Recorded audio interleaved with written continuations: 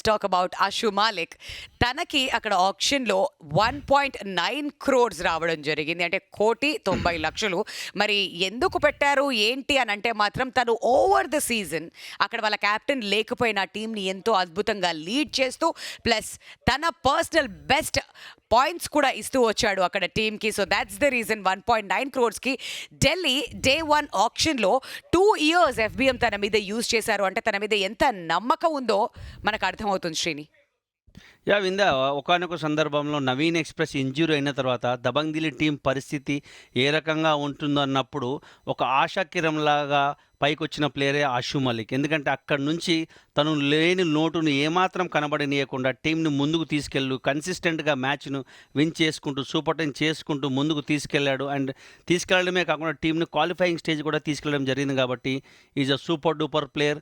మంచి స్కిల్స్ ఉన్నాయి, రిఫ్లెక్సెస్ అద్భుతంగా ఉంటుంది, calm and compose player and perfect team మ్యాన్గా ఉన్నాడు కాబట్టి అందువల్లనే ఆ రేటు పలకడం జరిగింది. And moreover Dabang Delhi KC తనను నమ్మకం ఉంది కాబట్టి 2 ఇయర్స్ ఎఫ్బిఎం కార్డ్ యూజ్ చేసి తీసుకోవడం జరిగింది.